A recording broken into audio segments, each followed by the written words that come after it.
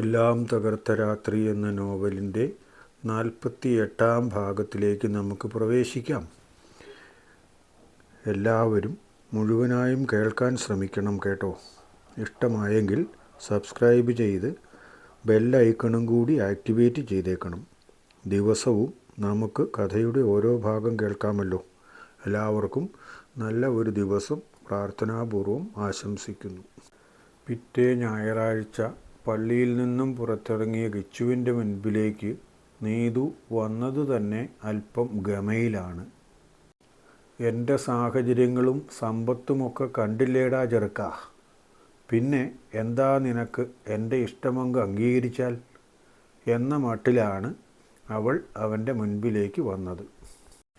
എന്നാൽ കിച്ചുവിൻ്റെ ഭാവത്തിന് യാതൊരു വ്യത്യാസവുമില്ലായിരുന്നു. കഴിഞ്ഞയാഴ്ച അവളെ കണ്ടതുപോലെയോ അതിലും അല്പം താഴെയോ ആയിട്ടാണ് കിച്ചു അവളെ പരിഗണിച്ചത്.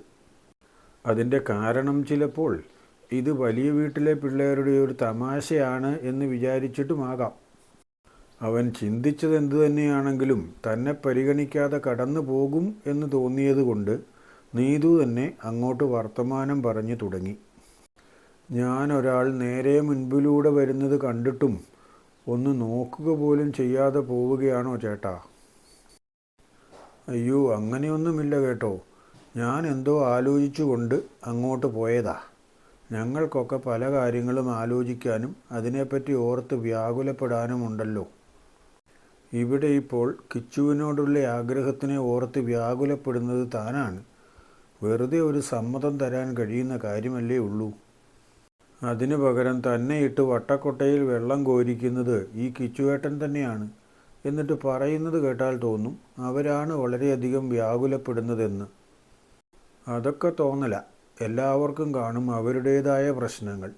പുറമേ നിന്ന് നോക്കുന്നവർക്ക് അതൊന്നും മനസ്സിലാകില്ല എന്നേ ഉള്ളൂ. എല്ലാവർക്കും അവരുടെ പ്രശ്നങ്ങളാണ് ഏറ്റവും വലുത്. അത് പിന്നെ അല്ലേലും അങ്ങനെയല്ലേ. സ്വന്തം കാര്യം കഴിഞ്ഞല്ലേ മറ്റാരുടെയും കാര്യമുള്ളൂ. കുർബാന തുടങ്ങാനുള്ള മണി അടിച്ചില്ല. അതുവരെ എങ്ങനെയെങ്കിലും അവനോട് വർത്തമാനം പറഞ്ഞ് നിൽക്കണമെന്നാണ് നീതുവിൻ്റെ ആഗ്രഹം. കൂട്ടുകാരികൾ ഒരെണ്ണത്തിനെ പോലും കൂട്ടാതെ മുൻപേ വരുന്നതിൻ്റെ പിന്നിലെ ലക്ഷ്യം വേറെ ആർക്കും അറിയത്തില്ല എന്നാണ് അവൾ വിചാരിച്ചു വച്ചിരിക്കുന്നത്. ഞാൻ ഇത്ര നേരത്തെ വരുന്നതേ ഒരാളിനോട് കുറച്ച് സമയം വർത്തമാനം പറയാൻ കഴിയുമല്ലോ എന്ന് വിചാരിച്ചാണ്. എന്നാൽ ആ ആളിന് വർത്തമാനം പറയാനൊന്നും അധികം താല്പര്യമില്ലെന്ന് തോന്നുന്നു. പെട്ടെന്ന് തന്നെ സ്ഥലം വിട്ടു പോകാനാണ് അങ്ങേർക്ക് ആഗ്രഹം. ഇവൾ എന്നെ തന്നെ ആയിരിക്കുമോ ഉദ്ദേശിക്കുന്നത്? അങ്ങനെ വരാൻ സാധ്യതയില്ല. എന്തു കണ്ടിട്ടാണ് തന്നെ ഈ സമ്പൽ സമൃദ്ധിയുടെ നടുവിൽ കിടക്കുന്ന ഈ സുന്ദരിക്കുട്ടി ആഗ്രഹിക്കേണ്ടത്? ഇവൾക്കൊക്കെ പറ്റിയ പണച്ചാക്കുകളായ സുന്ദരന്മാർ ഈ നാട്ടിലില്ലെങ്കിൽ മറ്റു നാടുകളിൽ ഇഷ്ടം പോലെ ഉണ്ടല്ലോ. ആരെങ്കിലും ചിലപ്പോൾ ഈ പള്ളിയിൽ വരുന്നുണ്ടാകും.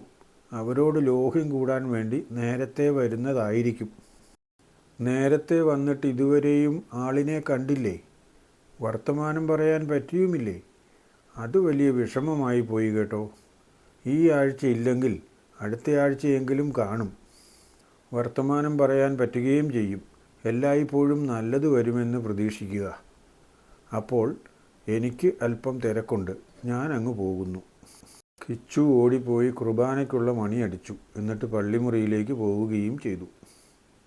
അവൻ്റെ ഓട്ടവും പോക്കും കണ്ട നീതു വിചാരിച്ചു, കിച്ചു കണക്ക് കൂട്ടിയിരിക്കുന്നത് താൻ കാണാൻ ഉദ്ദേശിച്ചു വന്നിരിക്കുന്നത് മറ്റാരെയോ ആണെന്നാണ്. അതുകൊണ്ടായിരിക്കുമല്ലോ അവൻ അങ്ങനെ പറഞ്ഞത്. അവനെ തന്നെ കാണാൻ ആഗ്രഹിച്ചു വന്നയാൾ അവൻ്റെ തന്നെ മുമ്പിൽ നിന്ന് സംസാരിച്ചു കൊണ്ടിരിക്കുകയായിരുന്നില്ലേ? അപ്പോൾ അങ്ങനെ പറയണമെങ്കിൽ അവൻ അതിനെക്കുറിച്ച് യാതൊരു ലക്ഷ്യവും കാണില്ല എന്നല്ലേ. സാരമില്ല, ഒന്നുമില്ലെങ്കിലും ഇപ്പോൾ വർത്തമാനം പറയാനെങ്കിലും തുടങ്ങിയല്ലോ. ക്രമേണ അവനെ അടുപ്പിച്ചടുപ്പിച്ച് തൻ്റെ അരികിലേക്ക് തന്നെ കൊണ്ടുവരണം. നീതുവിൻ്റെ കൂട്ടുകാരി സൂസി കുറേ നാളായി നീതുവിൻ്റെ ഇളക്കവും അവനെ കാണാനുള്ള പോക്കും ഒക്കെ ശ്രദ്ധിക്കുന്നതായിരുന്നു. അവൾ പറയുമെന്ന് വിചാരിച്ചു. ഇത്ര നാളും കാത്തിരുന്ന് ഇപ്പോൾ അവൾക്കും ക്ഷമ നശിച്ചു. അവൾ പള്ളിയിലേക്ക് വരുമ്പോൾ നീതു കിച്ചുവുമായി വർത്തമാനം പറഞ്ഞ് പിരിഞ്ഞതേയുള്ളൂ. ഇവളെ അങ്ങനെ വിട്ടാൽ ശരിയാകില്ല. ഇന്ന് തന്നെ ഇതിൻ്റെ തീരുമാനമറിയണം. എല്ലാം തന്നോട് പറയുമെന്ന് കാണുമ്പോൾ മുഖസ്തുതി പറയുകയും ചെയ്യും. എന്നാൽ യഥാർത്ഥത്തിൽ പറയേണ്ട കാര്യം ഒളിച്ചു വയ്ക്കുകയും ചെയ്യുക. അങ്ങനെ ഒരുത്തിയും കണ്ണടച്ച് പാല് കുടിക്കേണ്ട. അത് സമ്മതിച്ചു കൊടുക്കാൻ ഒക്കുകയില്ല. നീ അവിടെയൊന്ന് നിന്നേടി. കുറേ ദിവസമായല്ലോ പെണ്ണിൻ്റെ ഒരു നേരത്തെ വരവും ചിലരെ കാണാൻ വേണ്ടി ആ പള്ളിമുറിയുടെ പിന്നിലേക്ക് പോക്കുമൊക്കെ. ഞാൻ കാണുന്നതാണെല്ലാം. ഞാൻ മാത്രമല്ല, പലരും കാണുന്നുണ്ട്, പലരും ശ്രദ്ധിക്കുന്നുമുണ്ട്. എന്നാലും എല്ലാ ദിവസവും ശ്രദ്ധിക്കുന്നത് ഞാൻ മാത്രമാണെന്ന് തോന്നുന്നു. ആരും കാണില്ലെന്നും ആരും മനസ്സിലാക്കില്ലെന്നും വിചാരിച്ച് കാണാൻ തുടങ്ങി. വെറും 3-4 ആഴ്ചയായിട്ട് മാത്രമേ ഉള്ളൂ. അപ്പോഴേക്കും അടുത്ത കൂട്ടുകാരിയായ സൂസിയുടെ ചോദ്യം ചെയ്യലാണ് ഇപ്പോൾ കേട്ടത്. സൂസിയും നീതുവും 1-ാം ക്ലാസ് മുതൽ തന്നെ ഒരുമിച്ച് പഠിക്കുന്നവരും കൂട്ടുകാരികളുമാണ്. ഒപ്പത്തിനൊപ്പം നിൽക്കുന്ന സാമ്പത്തിക സ്ഥിതിയുള്ളവരാണ് 2 കുടുംബങ്ങളും. അതുകൊണ്ട് അവർ തമ്മിലുള്ള സ്നേഹബന്ധത്തിന് പ്രത്യേക താരതമ്യത്തിൻ്റേതായ വിഷമതകളൊന്നും ഉണ്ടാകാറില്ല. വീട്ടുകാർക്കും ആ കാര്യത്തിൽ എതിർപ്പില്ല താനും. മാത്രവുമല്ല, സൂസിയുടെ ആങ്ങള കോളേജിൽ പഠിച്ചുകൊണ്ടിരിക്കുന്ന ജെയിംസിനു വേണ്ടി സൂസിയുടെ തന്നെ വീട്ടുകാർ കണ്ടുവച്ചിരിക്കുന്ന പെണ്ണാണ് നീതു. എന്നാൽ അവളോട് ഇതുവരെ വിവരം പറഞ്ഞിട്ടില്ല എന്ന് മാത്രമേ ഉള്ളൂ. അത് വേണ്ട സമയത്തങ്ങ് പറയുകയല്ലേ വേണ്ടൂ. മുൻപേ പറഞ്ഞ് ബുക്ക് ചെയ്ത് വെക്കേണ്ട കാര്യമൊന്നുമില്ലല്ലോ. ഭാവിയിൽ തൻ്റെ വീട്ടിലേക്ക് നാത്തൂനായി വരേണ്ട ആളാണ് എന്ന രീതിയിൽ അല്പം അധികാരത്തോടു കൂടിയാണ് ഇപ്പോൾ സൂസിയുടെ ഇടപെടലും സംസാരവും. നീ എന്ത് കണ്ടെന്നായി പറയുന്നത്? ഞാൻ ഒരിക്കൽ പള്ളിമേടയുടെ പുറകിലൂടെയുള്ള വഴിയെ വീട്ടിലേക്ക് പോയപ്പോൾ അവിടെ നിന്നും കിച്ചുവിനെ കണ്ടു. അല്പസമയം സംസാരിക്കുകയും ചെയ്തു. അതിനിപ്പോൾ എന്താ കുഴപ്പം? അതിനെന്താ അല്ലേലും കുഴപ്പം? സാധാരണഗതിയിൽ അറിയുന്ന മനുഷ്യനെ കണ്ടാൽ ആരായാലും സംസാരിക്കുന്നതല്ലേ. ആൺകുട്ടികളാണെങ്കിലും പെൺകുട്ടികളാണെങ്കിലും അവർ പരസ്പരം സംസാരിക്കുകയും ചെയ്യും. ഇത് പഴയ കാലമൊന്നുമല്ലല്ലോ. അതിനിപ്പം ആര് പറഞ്ഞു കുഴപ്പം? ഈ ഇടവകയിലുള്ള മിക്കവാറും ആര് കണ്ടാലും അവനോട് വർത്തമാനം പറയുന്നതാണ്. എല്ലാവർക്കും തന്നെ അവനെ ഇഷ്ടവുമാണ്. തരം കിട്ടിയാൽ ഞാനാണെങ്കിലും അവനോട് ഇച്ചിരി നേരം വർത്തമാനം പറയും. പക്ഷേ വർത്തമാനം പറയാൻ വേണ്ടി മാത്രം ഞാൻ നേരത്തെ വരികയും മറ്റുമില്ല. ഇപ്പോൾ പറഞ്ഞത് സൂസി നീതുവിനോട് എന്തോ കൊള്ളിച്ചു പറഞ്ഞതാണ്. താൻ 2-3 ദിവസമായി നേരത്തെ വരുന്നത് അവനോട് സംസാരിക്കാനുള്ള രഹസ്യമായ ലക്ഷ്യം മനസ്സിൽ വെച്ചുകൊണ്ടാണ് എന്നാണ് അവൾ പറഞ്ഞതിൻ്റെ അർത്ഥം. ഞാൻ അതിനായിട്ട് നേരത്തെ വന്നൊന്നുമില്ല. നിന്നോടിപ്പോൾ സത്യം പറയുന്നതിനെന്താ കുഴപ്പം? വീട്ടിൽ നിന്ന് കാര്യങ്ങളെല്ലാം നേരത്തെ കഴിഞ്ഞു. അതുകൊണ്ട് നേരത്തെ ഇങ്ങ് പോന്നു എന്നല്ലാതെ പ്രത്യേകമായ ലക്ഷ്യങ്ങളൊന്നുമില്ല. അടുത്ത ആഴ്ച ചിലപ്പോൾ വരുമ്പോൾ വൈകിയെന്നും ഇരിക്കും. കുർബാന തുടങ്ങിക്കഴിഞ്ഞ് നമ്മൾ എത്രയോ തവണ വന്നിട്ടുണ്ട്. നീ അതൊക്കെ മറന്നുപോയോ? അതൊന്നും പക്ഷേ പ്രത്യേക ഒരു ലക്ഷ്യത്തിനല്ലായിരുന്നല്ലോ. ഇത് പ്രത്യേകമായ ഒരു ലക്ഷ്യത്തിൻ്റെ അടുത്തേക്കുള്ള പോക്കാണെന്ന് തോന്നുന്നത് കൊണ്ടാണ് ഈ ചോദ്യം ചെയ്യൽ. ഇത്രയുമൊക്കെ ആയിട്ടും അവൾ മനഃപൂർവ്വം അവനെ കാണാൻ പോകുന്നതാണോ അല്ലയോ എന്ന് പറഞ്ഞില്ല. തൻ്റെ സംശയം സാധൂകരിക്കാനുള്ള ഒന്നും അവളിൽ നിന്നും സൂസിക്ക് കിട്ടിയില്ല. ചിലപ്പോൾ തനിക്ക് തോന്നിയതായിരിക്കും. അവളൊരു പാവമാണ്. അതുകൊണ്ട് അങ്ങനെയൊന്നും വിചാരിച്ചു കാണില്ല.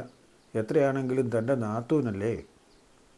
നാത്തൂൻ്റെ മാർഗത്തിൽ ഒരു ചെക്കിങ് ആവശ്യമുണ്ടെന്ന് ആങ്ങള പറഞ്ഞേൽപ്പിച്ചതുകൊണ്ടാണ് ഞാൻ നിന്നെ കൃത്യമായി പിന്തുടർന്നുകൊണ്ടിരിക്കുന്നത്.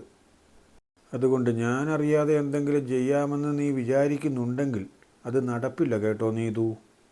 സൂസിയുടെ ആങ്ങള ജെയിംസിനെ നീതുവിന് ഇഷ്ടമൊക്കെയാണ്. പക്ഷേ ഇവരിൽ ആരാണ് മെച്ചം എന്ന ഒരു താരതമ്യം ഇപ്പോൾ മനസ്സിൽ നടക്കുന്നു. കിച്ചുവിനെ അടുത്ത് കാണുന്നതിന് മുൻപ് വരെ തൻ്റെ മനസ്സിൽ ജെയിംസിൻ്റെ ചിത്രം മാത്രമേ ഉണ്ടായിരുന്നുള്ളൂ. അന്ന് താരതമ്യത്തിന് ഒരു സാധ്യത പോലുമില്ലായിരുന്നു. എന്നാൽ ഇപ്പോൾ സ്ഥിതി അതല്ല.